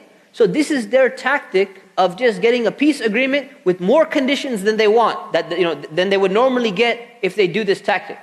But his own people in his own army basically pressured him into this. Although there were few people with him, most people said, we want this arbitration. So they want this arbitration. So he says, okay, what are you going to do? If your whole army is saying, no, we should go with arbitration, or most of the army, what kind of fight are they going to put up if you say, no, we're going to fight? They're not going to put up much of a fight. So his own people, you see, already are starting to turn against him because they're not listening to him. He's saying we shouldn't do it, and they're saying, yeah, we should do it. He says, okay, fine, what else are we going to do? So they decide, okay, we're going to take this arbitration. So he gave in. So now they have to decide what's going to happen, right? So they make a detailed thing.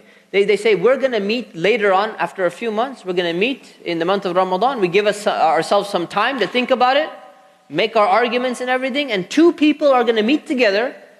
They're going to use the Quran to figure out which one of us is right. They're going to come to an agreement between themselves, and whatever the arbitrators agree, we promise to abide by it. Meaning Ali has no say anymore in what happens. Muawiyah has no say in what happens. Both of them are going to give up their own personal opinion, and they're going to let the two arbitrators decide.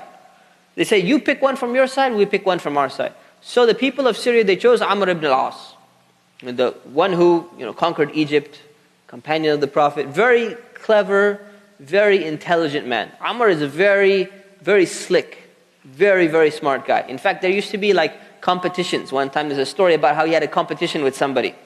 So they were having a competition, who's more clever than this guy? Is it you or is it me? So they had a competition and they started going back and forth, and he says, no, I can outsmart anybody. I can outsmart all the people of this city. He said, no, you're not that smart, Amr. He said, okay, I tell you what, let's have a competition. He said, okay, let's have a competition. He said, this competition is just between me and you. No one else needs to know about it. So everyone in the room go out. This is just between me and him. He said, okay, fine. Everyone else left the room. So Amr went to the guy and he said, come here. I want to tell you a secret. So he goes, okay, what do you want to tell me? He says, why am I whispering in your ear when there's nobody in the room? So he admitted, you're more slick than I am. He's a very clever person, very smart guy. He came up with the idea of putting the mushaf, the copies of the Quran, on the spear. So he's a very smart guy, very clever guy. Yeah. This is the one that was sent to Abyssinia. Yeah. So a very, very smart guy. He was sent to Abyssinia to bring the Muslims back. So they chose Amr ibn al-As. The people of Iraq, they chose Abu Musa al-Ash'ari. Now you can tell that Ali was not in favor of choosing Abu Musa. Why? First of all, he was a soft guy and he was talking about taking the neutral position and everything. He's not the best guy to choose.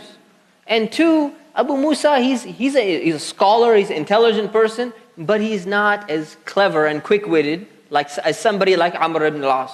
So Ali actually wanted somebody like Ibn Abbas, someone who can really, take him on, who's not going to give up a bunch of stuff when negotiating and when dealing in a treaty. But the people chose Abu Musa anyways, because they had this attachment to Abu Musa anyways, right? So Kufans are mostly part of his army. So, he was the governor of Kufa and he's a good guy and everything. So Ali said, okay, fine. You want Abu Musa? We'll give Abu Musa. So he was not that happy with him either. So these two arbitrators are going to decide what the Quran actually instructs Muslims to do. So they're going to figure, basically it says, look, the problem that's going on between Ali and Muawiyah is, there's difference of opinion on how to interpret what the Quran really is telling us, right? And we can't decide. They said, we're going to take two arbitrators, they're going to come together, they both decide, and when they decide, we're going to take that interpretation, and it's binding upon both of us. Very sensible, it makes sense, that's what you have to do. So for example, in today's society, one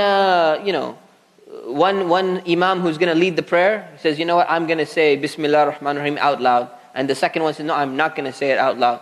He said, no, it's required, you have to say it out loud. He said, no, you don't have to say it out loud. So then, say, oh, what should we do? You have to decide upon one of the interpretations, make it binding, and that's what's going to happen. Right? That's the way it has to be. It's either going to happen or it's not going to happen. So the same thing applies. So this is what they're doing basically. So the decision is going to be binding on both parties, and they have several months of peace until Ramadan. So the army goes back. So they have a lot of time to figure it out. Now, while this is happening, another problem arises. And this is the problem of the Khawarij. Okay? And we'll talk about this group now. So Ali goes back to Kufa. When he goes back to Kufa, his own army is divided over the decision of arbitration. But they're not divided in the sense that Ali was divided. See, Ali didn't like the idea of arbitration because he said it's not a good military strategy. Because we're about to win. So why would you give up when you're winning? This new group of people, they didn't like the idea because they basically were saying that by taking arbitration, you are giving the permission for human beings to decide over the Quran. And they said this is kufr. This is an act of disbelief. Because by putting up two arbitrators who are human beings, you're giving them precedence to decide, against what Allah actually commanded. That was their understanding. Right? So they couldn't understand that there's a difference of opinion in interpretation, and one of them needs to become binding. They said what you're doing is completely against Islam, and this is a major sin. And then they developed their theology to a different extent, where a major sin makes you a disbeliever. So it became a big problem. So they split from Ali. So a large part of Ali's army is splitting out of his own army, and they left to a place called Harura. And they settled over there, and they established their own settlement. And they said, we don't agree to this arbitration.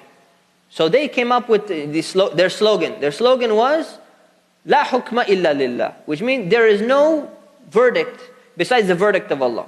So when Allah decrees something, you have to follow it. And if anyone comes with a human interpretation, that means that they're going over on top of the Quran. And that is completely going against the book of Allah. That's like disbelieving in the Quran. But what they didn't get was that you can have different interpretations. So they had a feeling that this is it's not an interpretation.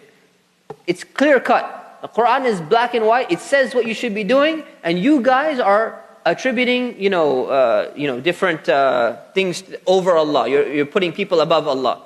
So they were labeled as the Khawarij. They're labeled as a group. Khawarij means somebody who has gone out, because they seceded from the army of Ali. So they went out of his army, so they became labeled by Ali and his people as the Khawarij, the people who left. Because this is how it all started. They left the army for the first time, because this is the first time this issue came up, that somebody's arbitrating, and then they started making an issue out of it. So this is the first major theological issue in the history of Islam. Ibn Abbas was sent by Ali to Harura to convince them and make them realize that, this is, you guys have a misunderstanding. This is not what Islam is actually teaching. So Ali also went afterwards, and he met with their leaders. So Ibn Abbas was able to convince quite a few people. Ali also went, he tried to convince a few people, and he made a few arguments. Let's take a look at some of his detailed arguments. So basically, Ibn Abbas, he goes to explain to them what the right position is. So when he arrived at their place, this is very important to understand. When he arrived at Harura, he noticed something about these people. These people had marks on their foreheads from prostrating. And these people, their hands were calloused, which means these are very diligent, hardworking people who are praying a lot. These are people who are praying, way more than anybody else, just as the average Muslim. And they're fasting more than the average Muslim. So, in one sense, you would think that these people are very pious. But on another sense, they're so strict, they're so strict and they're so strong in their worship. But in other things, they became, they took small things. Well, obviously, worship is not a small thing. But these are people who take small things and make them into such a big thing. But they would take a big thing because of their beliefs, and they would make it into something small. And we're going to see that, like killing. So this is this is basically, some people say this is the roots of quote-unquote extremism or terrorism in Islam. Because this is people were emphasizing certain acts, but they forgot more important acts as well because of this. So he saw that these people were, very diligent, very good working, very hard working people, praying all the time, worshiping and all that. So he was shocked. He said, you would think that people who have this kind of understanding would be what? They would be, foolish, very lax, very lazy. They don't really want to do anything. They're like the apostates, right? We don't want to pray. And I'll marry you and your dowry will be that you don't have to pray Fajr, you don't have to pray Isha. Like stuff like that, right? So you would think that these would be the same kind of people. But Ibn Abbas was shocked. He said, I can't believe that these people they look very pious. They're worshiping and they're praying and they're fasting, and you wouldn't expect that from these kind of people, right? So he was shocked himself. So he went and he starts discussing with them, starts debating with them, right? Which shows you the importance of debate in Islam as well. You have to have intelligent people who can actually debate and put forward some arguments. And Ibn Abbas was among those people. So he starts explaining. He says, look, Allah has taught in the Quran, you guys know the verse, Allah taught in the Quran that whenever there's an issue of marital discord, husband and wife are fighting, they can't get along, what does it say in the Quran? It says that you should appoint 2 arbitrators to decide the issue between them. Isn't that in the Quran? It's clearly a verse in the Quran. It mentions 2, it mentions arbitrators. So they said, okay, you got a point, but that doesn't apply in clear-cut rulings. Because this is the punishment. This is something that's clear-cut. Like for example, murder. There's a fixed punishment. You don't have 2 people decide whether they're going to be punished or not. So they came back with an argument. So he's trying to show that, okay, he's trying to show there's 2 arbitrators. They said, no, that's in something which is not clear-cut. Because 2 spouses, a couple is fighting. It's not clear-cut. Here, it's clear-cut. So Ibn Abbas responds with another verse. He says, okay, there's another verse which talks about if you're on Hajj and you've killed an animal and you have to replace that animal with another animal because you shouldn't have been hunting. It says specifically in the Quran, how do you judge what type of animal you're going to be sacrifice or replacing it with as a substitute? You have 2 reliable people whom you consider to be reliable, judge what kind of animal is going to be decided. So Allah specifically mentioned that. So they were going back and forth with different verses, trying to figure out, this is what you call tafsir. This is pre-modern tafsir, right? This is the first instance of detailed arguments back and forth on what the Quran actually was trying to say. So he convinced several thousand of them to actually come back and return. But a lot of them, they stayed. And they said, no, we're not going to leave. So when Ali came and tried to convince them more. He met with their leaders. He put the same arguments. He was also very knowledgeable, very scholar. They came with the same argument, that you have committed a major sin by preferring humans over the Quran. Right, so this was their thing. So Ali said, look, we did not appoint people. We appointed the Quran. But the Quran does not speak. The people speak from the Quran. So he's trying to make them understand the Quran cannot tell you every detail when there's a different understanding. The Quran cannot speak. People have to speak on behalf of the Quran, right? So he tried to explain to them about how to interpret and everything. Most of them didn't get the point and they didn't like it because it was a very simple idea. So they didn't accept it. So now the Khawarij are sitting there and they're doing their own thing and they're presenting a problem, but Ali leaves them. He says, okay, they're minding their own business. Let them mind their own business. For now, we'll deal with them later. We got more important things to do. Now the time for arbitration comes. So Ramadan has arrived. Abu Musa and Amr, they meet. So they start talking and discussing back and forth. And Abu Musa, Amr kind of manages to turn the conversation and make Abu Musa say that, what do you think about the idea that we get rid of Ali and we just put somebody, we don't put Muawiyah or Ali. We get rid of both of these guys and we put somebody else in their place so that someone we all like. So Abu Musa is like, that's a pretty good idea. He said, would you agree to that? He said, yeah. So you would agree to getting rid of Ali from the Khilafah?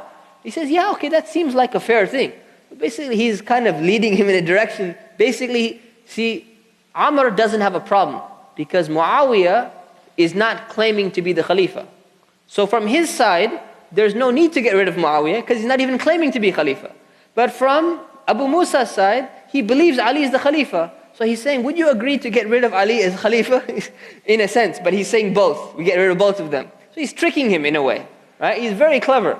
So Abu Musa agrees. He says, okay, I would like Abdullah ibn Umar to be the Khalifa. Let's choose Abdullah ibn Umar.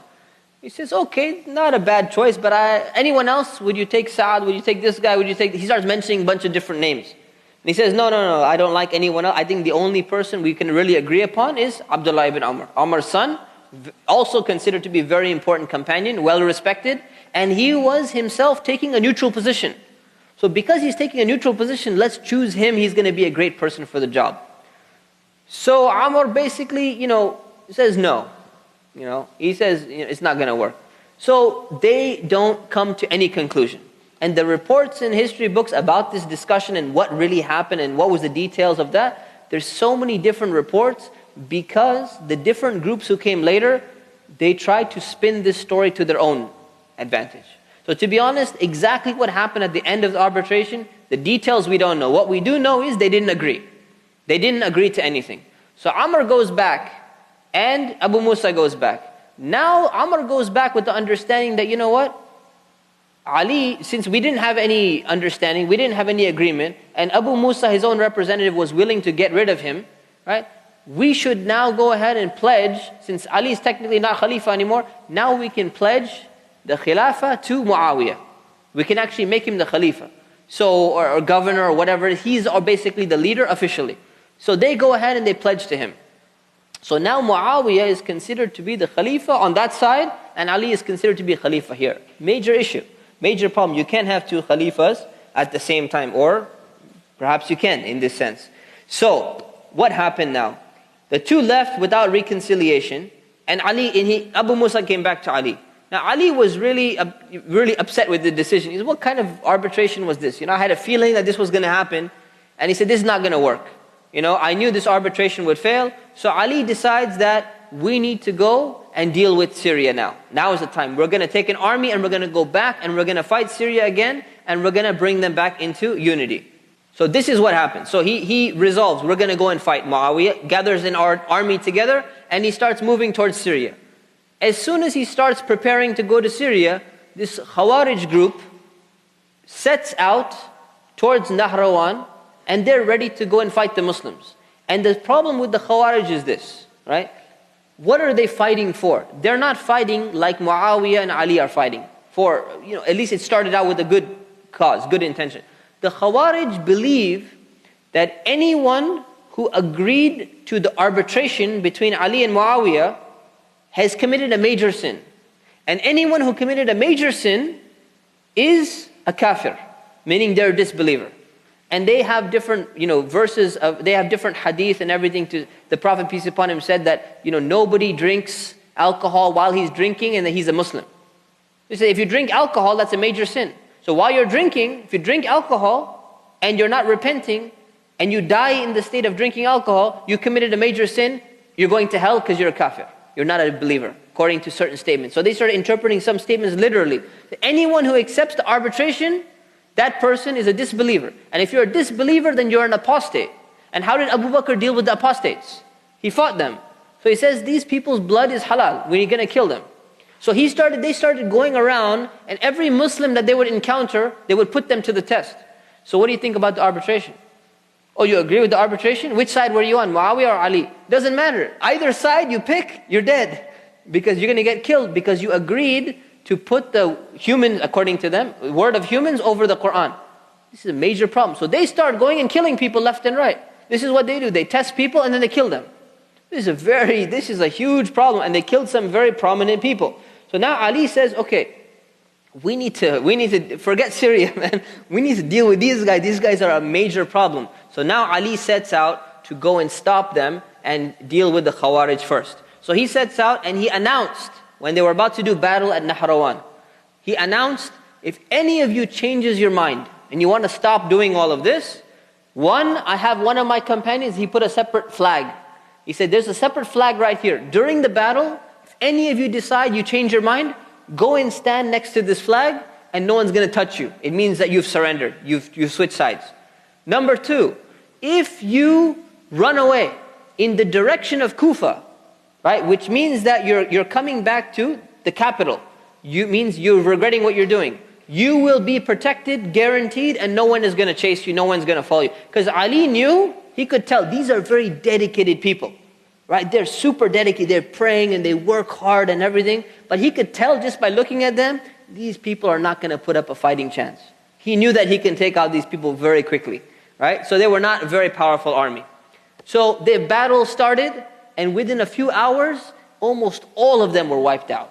I mean, this doesn't happen normally in battles. Usually you kill maybe 20% of the army, 40% of the army. The majority of them were wiped out, and a few of them fled. Like a few hundred ran away before the battle, few ran away in the middle of battle. So these people were basically wiped out almost entirely. So then the ones who ran away, right? Keep in mind the mentality of these Khawarij. They're very dedicated people. These are very dedicated people. So the ones who ran away, they changed their minds. They started feeling bad. We deserted our brothers and they got killed and everything. We need to go and put up a fight. So they went back and they tried to fight Ali again. And they fought him at Kukhayla, and they were massacred. They were just defeated completely again. So then every time another group would come up, that Ali went back to Kufa, he had to keep sending out another group to go and deal with them. They were removed. Every time one group was gone, another group would come up. So their mentality started spreading around. That, you know what?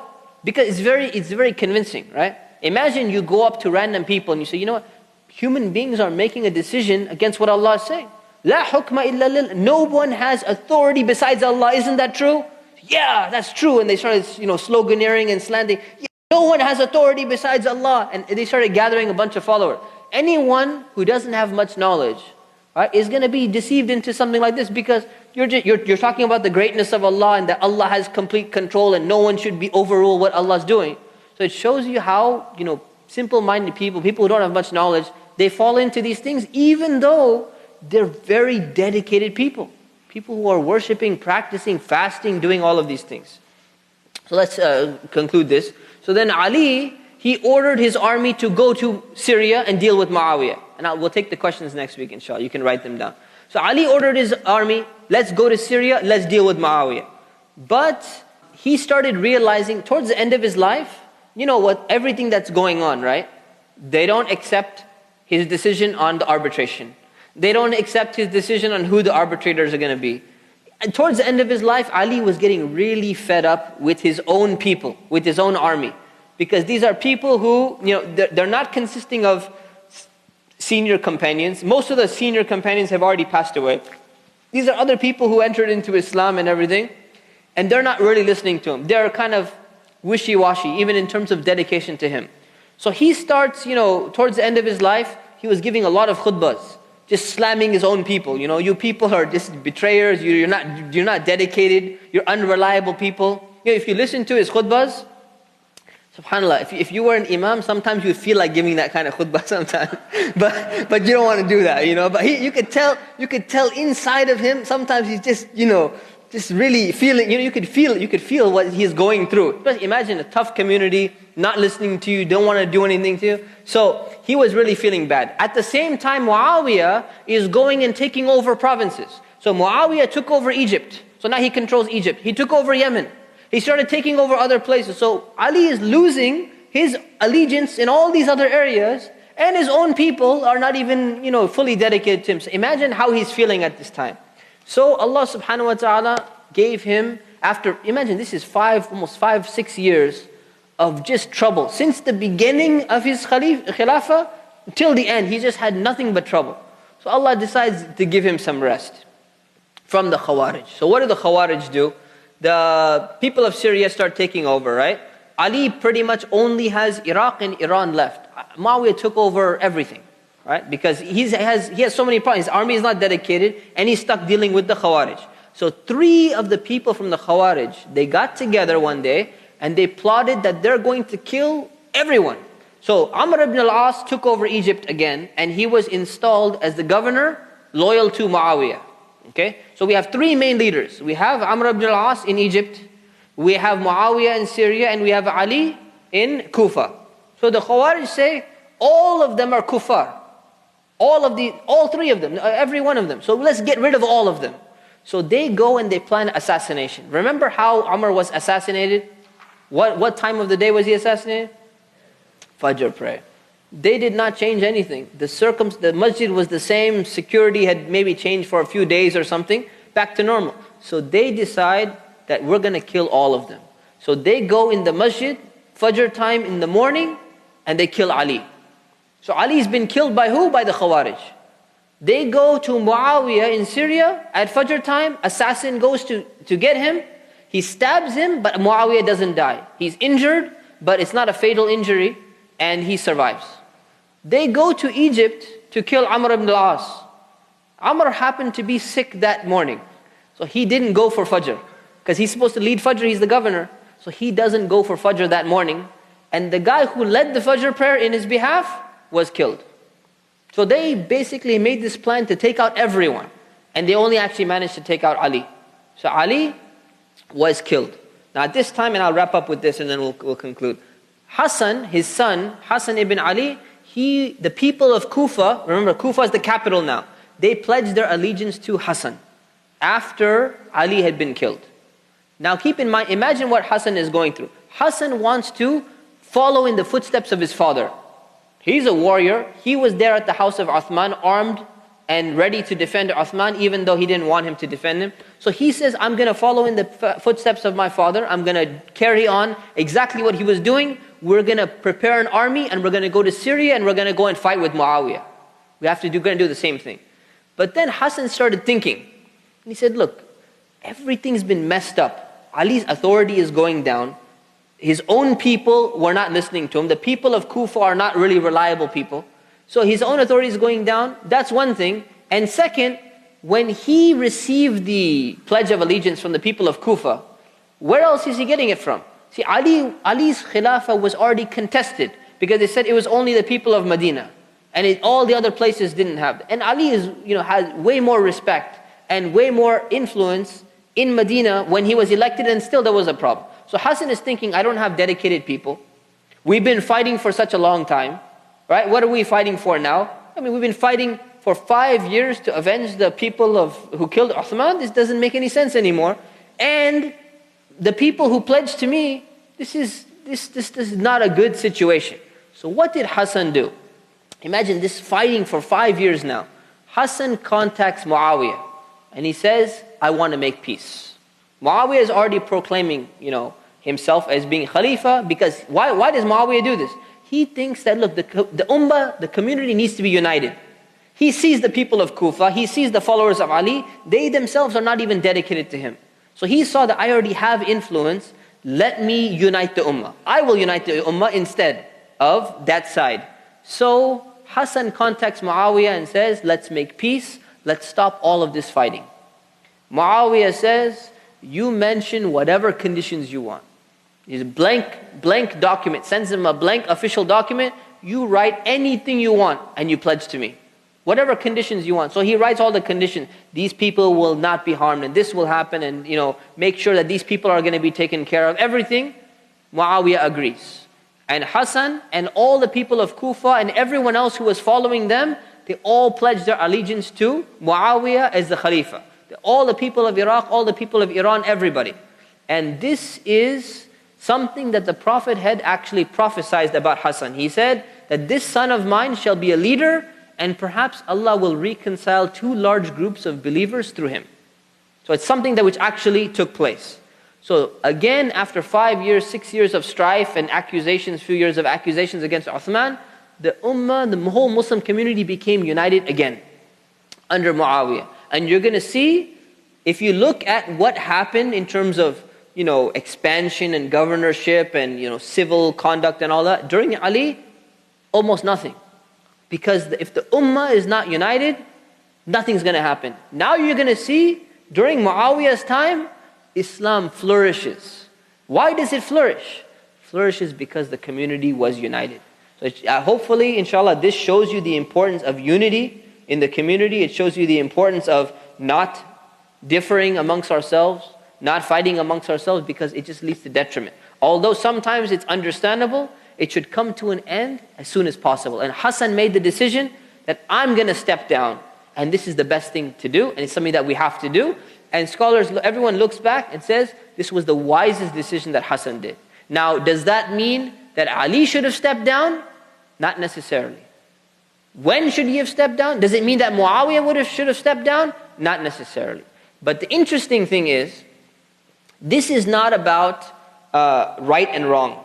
Okay, this is not about going and saying, well, this person was right and this person was bad and he caused the problem and everything. If we do that in order to criticize the people, we're not going to achieve anything.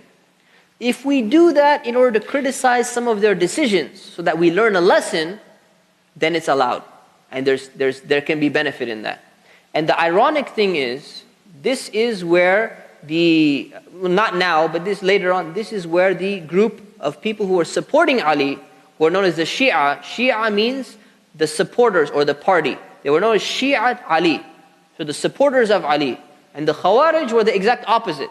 People who left Ali. So there was the supporters and there were the people who left. The interesting thing is, even today's Shia and all of that, there's, people are familiar with the Shia and Sunni, and we'll be talking a little bit more about it later. But both of them are pretty much united that Ali was on the right position. Even though you would think that due to the conflict and the tension, that the other side and Muawiyah becoming Khalifa, you would think that traditional scholars or something would side with the Muawiyah side. They actually don't. They actually say that Ali was in the right.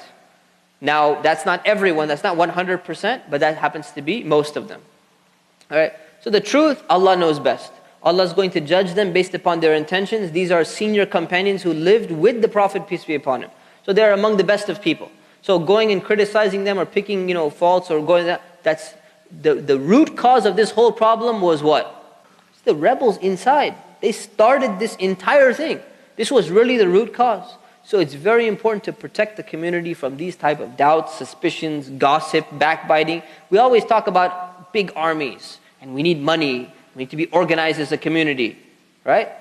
But if we have all that organization and military and power and everyone wants the power, and then we have all the gossiping and the backbiting going on in the families and in the communities and the tale telling and all of that stuff, what is all those weapons and power and money and corporation, what is it going to lead to?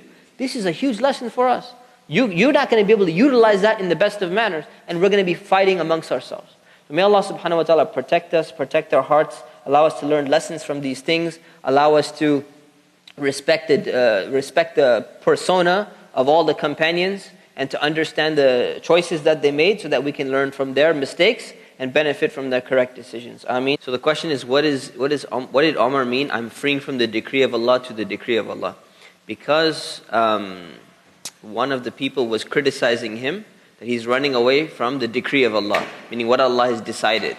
And basically he's trying to show and make a point that, you don't know what Allah has really decided.